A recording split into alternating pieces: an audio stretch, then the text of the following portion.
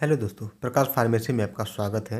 आज हम आपको बताने वाले हैं चेरी कफ सिरप के बारे में। चेरी कफ सिरप जो कि चेरी फ्लेवर में उपलब्ध होता है, विशेषकर इसलिए इसका नाम चेरी कफ दिया गया है। चेरी जो फ्लेवर है वो बहुत ही प्यारा फ्लेवर है और बहुत ही स्वादिष्ट है। ये फ्रूट्स भी आता है और इसका फ्लेवर भी बहुत स्वादिष्ट है।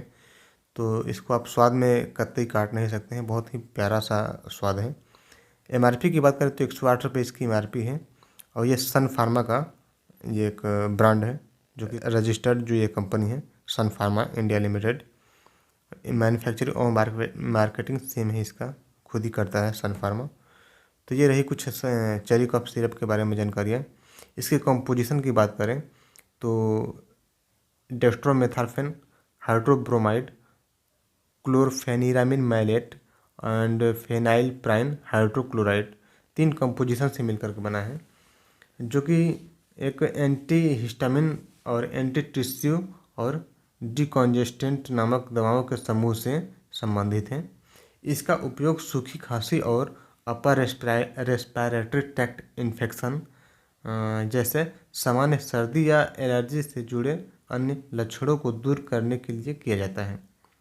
सामान्य सर्दी से तात्पर्य, यदि हम बात करें आपको सामान्य सर्दी क्या है, तो जैसे नाक या गले का एक वायरल संक्रमण है जो कि ब्लॉकेड नोज और रनी नोज में इसका इस्तेमाल किया जाता है। जैसे गले में खराश हो, सिर दर्द हो, मांसपेशियों में दर्द हो, खांसी आना, छींक आना व बुखार आना, या आपके कानों और चेहरे पर सूजन और स्वाद और गंध आप नहीं कंफर्म कर पाएंगे, उसमें आप नहीं समझ पाएंगे। ये वायरल फीवर यदि होती है तो ये से कुछ लक्षण आपको दिखते हैं। तो ये रहे कुछ इसके यूजेज, जो कि वायरल सर्दी जुकाम जो है, सामान्य सर्दी जुकाम कह लें या वायरल सर्दी जुकाम कह लें। देखा होगा आपने, यदि सर्दी जुकाम होती है तो आसपास के सभी लोगों को या फैमिली में सभी को भी सर्दी जुकाम हो जाती है। यह एक तरह का वायरल इन्फेक्शन है जो कि खांसी या सर्दी जुकाम के रूप में होता है। तो ये रहा कुछ इसके यूजेज। अब कुछ मोड ऑफ एक्शन जान लेते हैं कि ये सिरप कैसे काम करता है। तो चेरी कफ सिरप एलर्जी और सामान्य सर्दी के लक्षणों से राहत देने के लिए इसका इस्तेमाल किया जाता है। क्लोरफेनिरामिन मैलेट जो कि हिस्टामिन H1 रिसेप्टर को बांधता है और इसकी क्रिया को अवरुद्ध करता है, यानी इसके क्रिया को कार्य को रोकता है, जिसके परिणाम स्वरूप हिस्टामाइन द्वारा लाए गए नकारात्मक लक्षणों जैसे बहती नाक, छींक आना या नाक से पानी आना या नाक आँख में खुजली होना, इन सब से अस्थायी राहत मिलती है, अर्थात ये कुछ समय के लिए राहत दे देता है। अब चलिए जानते हैं डेक्स्ट्रोमेथार्फेन हाइड्रोब्रोमाइड के बारे में। तो डेक्स्ट्रोमेथार्फेन हाइड्रोब्रोमाइड जो है मस्तिष्क में कफ केंद्र पर सीधे कार्य करके कफ रिफ्लेक्स को दबाने का कार्य करती है, जिससे अधिक मात्रा में कफ नहीं निकल पाता है, तो इसलिए हमें इससे काफ़ी आराम मिल जाती है।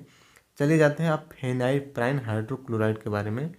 तो फेनाइप्राइन हाइड्रोक्लोराइड नेसल म्यूकोस की छोटी वाहिकाओं में A1 एड्रीनर्जिक रिसेप्टर्स पर कार्य करके नाक की जकड़न कम कर देती है, जिसके परिणाम स्वरूप सूजन कम हो जाती है और नाक के रास्ते से बलगम और पानी आसानी से निकलने लगता है। अर्थात आपके जो नाकों में सूजन होती है, जिससे आपका नाक बंद होता है, नजल कंजेशन होते हैं, तो उनको ये उन सूजन को कम कर देता है, जिससे हमारे नाक में सूजन और नजल कंजेशन से आराम मिल जाती है। तो ये इसके मोड ऑफ एक्शन हुए। तो चलिए दोस्तों, अब डोज की बात कर लेते हैं। तो डोज में यदि 6 साल से 12 साल तक के बच्चे हैं तो 5 ml देंगे सुबह शाम, या 3 टाइम भी दे सकते हैं। और यदि 3 साल से 6 साल तक के बच्चे हैं तो उनको 2.5 ml से 3.5 ml सुबह शाम या 3 टाइम दे सकते हैं।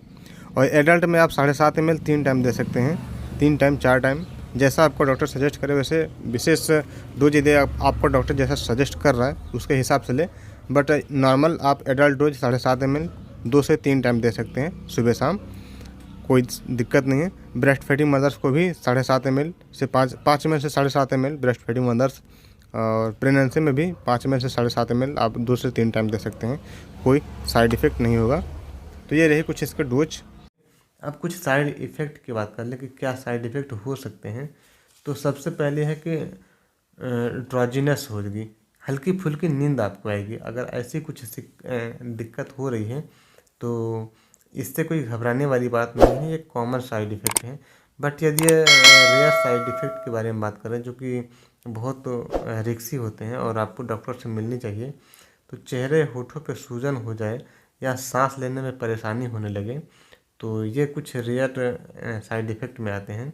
या ध्यान केंद्रित करने में परेशानी होना, थकान होना, चक्कर आना, सिर दर्द, धुंधली दृष्टि, भूख में कमी, अपचन, मतली, उल्टी, दस्त, पेट दर्द या बार बार मुंह सूखना, या बीपी का लो होना, पल्स का धीमा होना या तेज होना अर्थात घटना बढ़ना, त्वचा की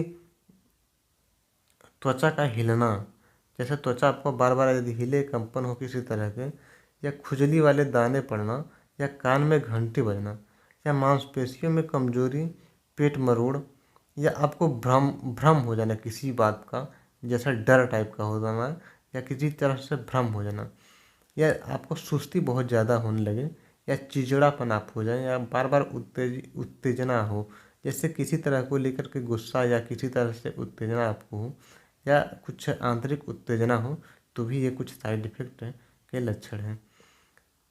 या बीपी का घट जाना या बढ़ जाना, या बार बार पुरुषों में पेशाब लगना, तो ऐसी कुछ समस्याएं यदि आपको दिखें तो ये कुछ साइड इफ़ेक्ट हैं। साइड इफ़ेक्ट मैंने इसलिए डिटेल में बताया कि हो सकता है अगर ऐसी कुछ आपको साइड इफ़ेक्ट दिखे तो आप परेशान ना हो, इसका साइड इफ़ेक्ट मान सकते हैं और आप अपने नज़दीकी डॉक्टर से संपर्क कर सकते हैं। चलिए कुछ सावधानियाँ हम बात कर लें।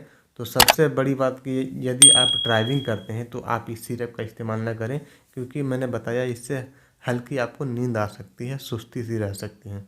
दूसरी बात कि प्रेगनेंसी में इसका इस्तेमाल किया जा सकता है, बट सावधानी पूर्वक, या बेटर ये रहेगा कि आप अपने नज़दीकी डॉक्टर के संपर्क से ही इसका इस्तेमाल करें। फिर ब्रेस्ट फीडिंग मदर्स के लिए भी कोई साइड इफ़ेक्ट उनका नहीं होता है। ब्रेस्ट फीडिंग मदर्स इसको ले सकती हैं, बट आपने नज़दीकी डॉक्टर के सलाह से लें तो अच्छा रहेगा। तो ये रही कुछ जानकारियाँ चेरी कफ सिरप के बारे में। जानकारी कैसे लगी कमेंट करके ज़रूर बताएं, और यदि हमारे चैनल पर नए हैं तो चैनल को सब्सक्राइब करें, क्योंकि हम ऐसे ही दवाओं के बारे में डिटेल में जानकारी देते हैं और साइड इफ़ेक्ट के साथ में जानकारी देते हैं। मिलते हैं नेक्स्ट वीडियो में, तब तक के लिए जय हिंद, वंदे मातरम।